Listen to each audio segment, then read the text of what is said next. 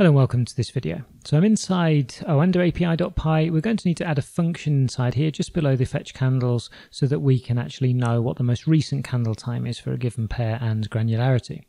Before we do that though, just after the pair name, I'm going to put in count equals 10 as a default argument here for the count, and params count equals 10 can now be changed.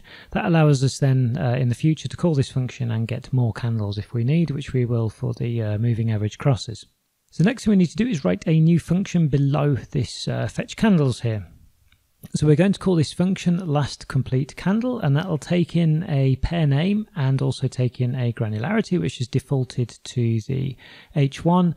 And I'm going to paste in also the next line of code because we've seen it many times already, but we're going to call the under API fetch candles using our pair name and the granularity. Now what we need to do is when we've got these candles back, we'll just have 10 of them. It's not very many, so if we're sleeping and requesting this every 10 seconds, it doesn't really matter. It's not very much data.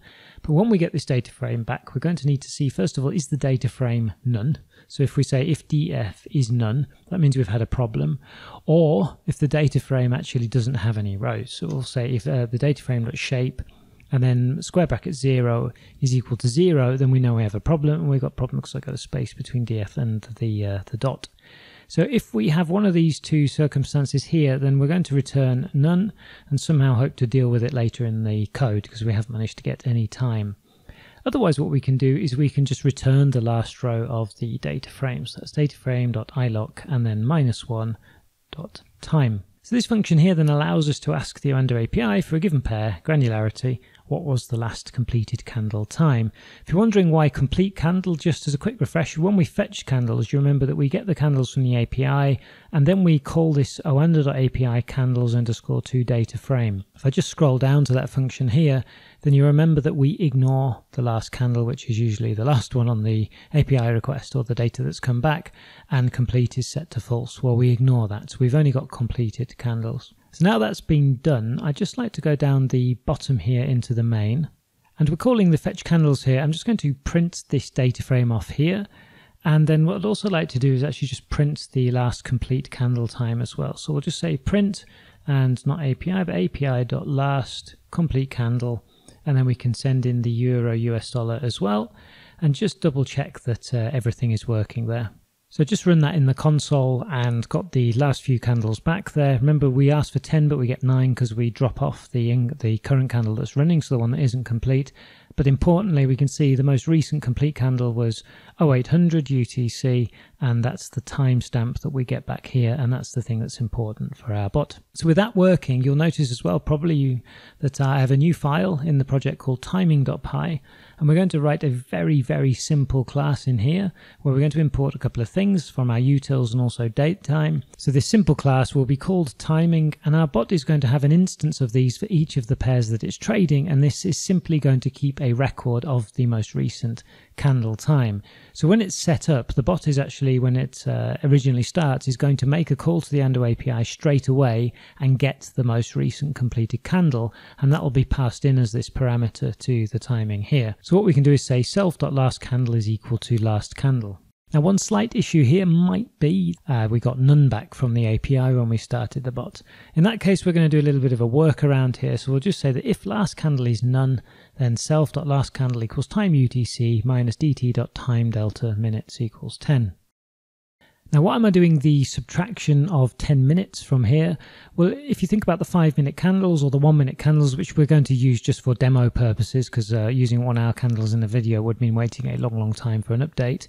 If you imagine, I don't know, we start at say 6 minutes past 3 in the afternoon, well, the next candle to actually finish in terms of 5 minutes would be at 10 minutes past 3, but that would be the 5 minutes past 3 candle.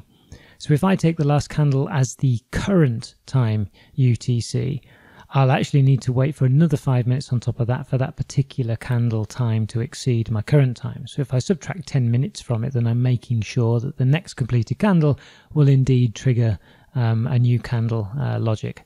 The last thing we're going to have then is we're going to have self.ready is equal to false, and this ready will be set to true whenever we have a new candle. Then final bit of code from here is something that you've seen before. That's simply our ability to print all of the variables as a string.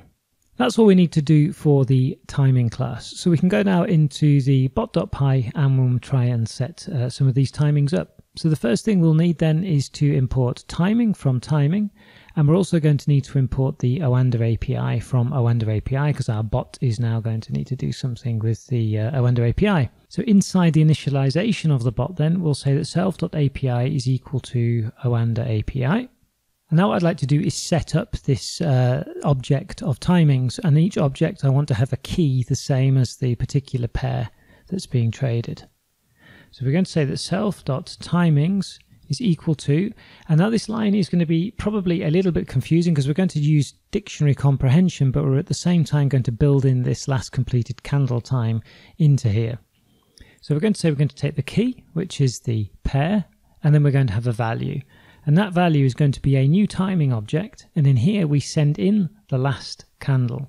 So we're going to say self.api, the under API, last completed candle, and then we're going to send in the pair, and we also want to send in a granularity. I want to use a granularity for testing here and not sit around for ages watching, so we're actually going to use the 1 minute candle granularity, and we'll change this then later on. So at the top here we'll just set the M1 here, and then inside the parenthesis here, then we'll send in our granularity. So we're creating a new timing object with the last completed candle time at the 1 minute granularity for a given pair, and then what we're making here is a key is the pair, and the value then is that particular timing. And then we can say for P, so the pair in, and then it's self.trade pairs. Oops, misspelled SELF dot, and then trade pairs. And that should make us an object then with key the pair and the value the particular timing. What I'd then like to do actually is then just log this to the log so we can actually see. So we'll say bot timings like so, and then we can delete that and have the new line, and then we'll just do pprint and the self.timings. So if I go back into the console then and run python space and bot.py, nothing should happen because we're not printing anything out, but hopefully, fingers crossed, inside our log, let's have a look. So we've got the bot started with and our settings, and now you can see that we've also got the timings. So we've got the most recent completed candle. And as I said in the previous video, you can already see that there's something interesting here. Now we happen to have run the bot exactly on the minute here, 11:55, and you can see that a couple of the pairs have got the candle completed, and another two pairs haven't quite got this candle completed yet. In fact, let's go back into the console and just run that again, and now see what we get in the log. And now you can see in the log they've all got the 9:54, so the candle has now been completed. If you're wondering why these times are completely different here, remember the times we've got here are UTC, and this is my local time, which is in Germany here. It's 2 hours ahead of UTC. Okay, so we've set up the trading bot now to be able to start and actually know what the most recent completed candle was for a given pair that we want it to trade. The next thing to do is to set up that sleeping loop so that it's aware every time a new candle arrives. So thanks very much for watching, and see you in the next video.